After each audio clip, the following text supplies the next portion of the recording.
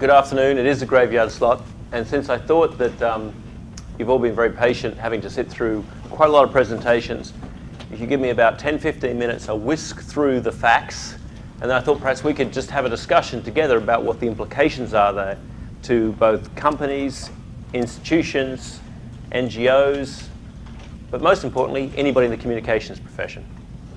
So without further ado, I'm just going to run through some very fast facts. This should really be called Mob Rule 2.0, or the New Democracy, because there was a thesis that some time ago that people weren't that important. It was always about money. But as we head into this decade, money and people, the alignment is happening at a very fast rate. And I just want to document that and what it means. So basically the last 200 years, well, probably closer to 400 years, you've seen wealth move from the east to the west. And in the last 10 years, it started moving back again at a dramatic rate of knots. I just want to document that. First of all, let's just look at population. Next one, Laurie.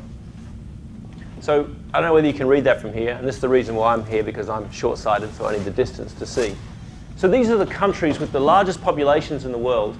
And you know the usual culprits: China, India, United States. We kind of get the top three. They're always there.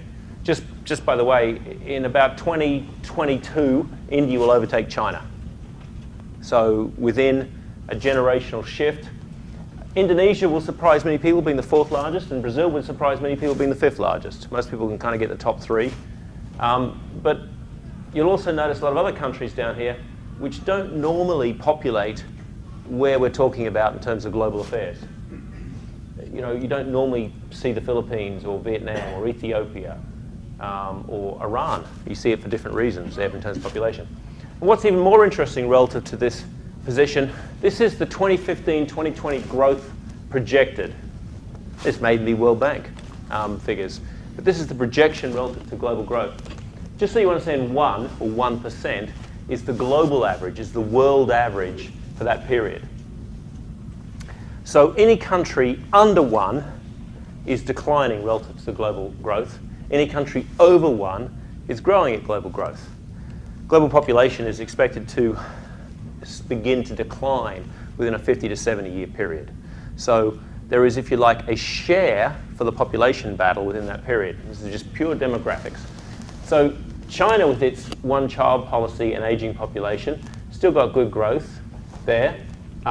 India's got dramatic growth. The United States, mainly through immigration still. If it wasn't for immigration, this figure would decline even more dramatically than that. And you start to see then the countries with dramatic growth. Pakistan, a country with a population of 171 million people, is going to grow at 2.13% through that period. You look at Bangladesh, country, a very small country of 164 million people, is going to grow at that rate. Then you see declines in Russia and Japan in this period. You see massive growth in the Philippines. You see massive growth in Ethiopia. You see massive growth in a place like Egypt. Then you see decline in places like, or modest growth in Thailand. The Congo is very high growth. So what you're seeing is that the explosion of population around the world happening in these emerging markets is beginning to alter the shape of the global economy as well. There's not a necessary correlation in GDP. It just so happens that China, India, United States, and Brazil all occupy large places in global GDP. But population is increasingly moving towards a correlation relative to wealth. Hit the next one. So if we look at just, this is as per the IMF, not the World Bank, but if you look at just basically 3 broad lines on GDP growth. Now GDP continues to be restated, and in some ways is a slightly flawed statistic, but I've got to assume that if it's flawed, it's consistently flawed. And so therefore directionally it's still correct. That if you take the top bar, which is emerging and developing economies around the world, you take the world average, which is the purple line, and you take the advanced economies, which is the bottom line, you saw this massive inflection point at the global recession. Massive inflection point. And then you start to see the reality is that while you've had reasonably robust growth in most advanced countries, this is mainly Japan, Western Europe, and the United States, and Canada, you start to see that they stabilize out here. And indeed, this figure here has already been revised down. And you're seeing the world is still growing at a reasonable rate, But the fastest and most dynamic growth is happening up in the emerging and developing economies.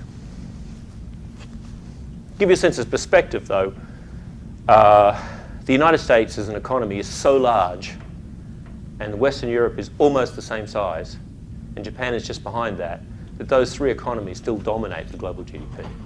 So all of these emerging markets would have to grow at an even faster rate and to reduce the lag between where they are now.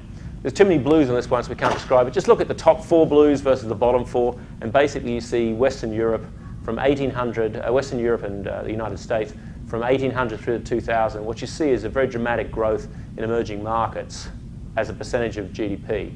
And then you see going through 2020 to 2050, same thing. You're seeing that the emerging markets and rest of the world percentage of global GDP will completely change what we understand to be the makeup of global GDP. Let's go to the next one. And just if you didn't get the point, I have two more slides that just illustrate it. This is basically just looking at the BRICS, Brazil, China, India, and Russia. And they're in that order. And you see that basically the growth of income per capita from very modest amounts, sub $10,000, to dramatic amounts, this is Russia, over the next 20, 30 years will be the fastest growth of per capita growth in the world. These also happen to be very large populations too. So it's the law of large numbers. And two more slides, next one. If you look at the rise just of the middle class, now this is a imperfect definition. Goldman Sachs have defined this one for us. They've defined it as between $6,000 and $30,000 as middle class. And in these countries, that's wealthy right now. That's not middle class. But you see the growth, which is really what we're focusing here. This is next 11. This is the current kind of BRICS and then 11. You see there's massive growth in middle class. And it's the middle class who consume.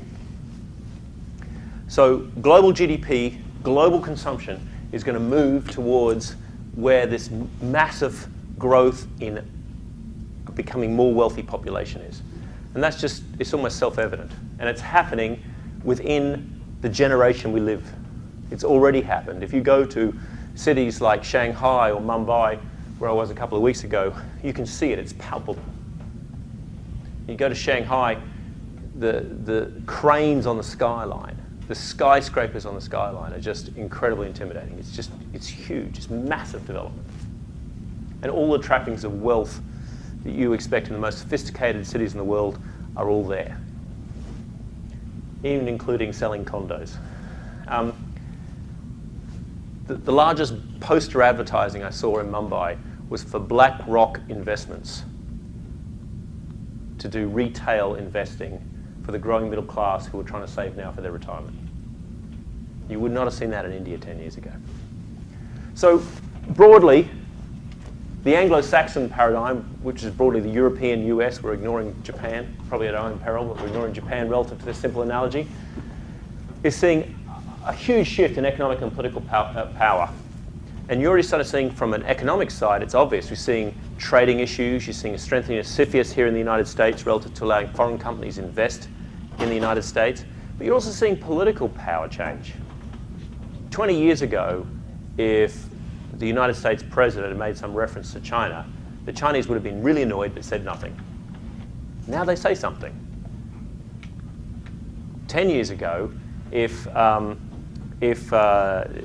US president had made a remark relative to dependency on foreign oil and hostile powers, the Saudis wouldn't have said anything. 10 years later, the Saudis say, we're not happy with that. You need to be mindful. There's a different economic order here. We can sell the oil to China. We don't have to sell it to America. So this is changing the political dynamic by which trading, economics, is happening around the world. You've got another factor here because it's happening at such a rate. This is not going to take 400 years. This is effectively going to take 50 years to almost restate the global GDP. And that's also changing because new technologies are accelerating this. So I said I was in India. We're going to get to internet penetration in a little while. In India, there's very low internet penetration. It's mainly in the big cities, and there aren't many because India is still a very rural population. There are more people that live in towns or villages of less than 5,000 people that live in the 5 largest cities of India. That's not the case in the United States. It's not the case in most of Western European countries. The urbanization is the overriding trend, and the ruralization in India is still the predominant factor. So you have very little broadband, very little internet access, but you have one of the fastest growing mobile populations in the world. Within 1 year, as they change, they're moving to a 3G format. They're going to go into mobile broadband. So here you have a country in the spate of 15 years with a telecom system that just didn't work. Anybody who's been in India tried to make a phone call on a hardwire, it just didn't work. They jumped that completely to being one of the largest mobile penetration countries in the world. And then they're jumping that again. They're not even going to bother going to PC and online, onto mobile internet. In the spate of effectively 20 years. They've missed 2 technology evolutions. So technology is enabling a lot of these emerging markets to effectively leapfrog things that we invested a fortune in. I hope nobody's here in the telco sector is going to take offense with me, but could you imagine the amount invested in copper wire in the United States? Could you imagine that? Well, it's in its billions.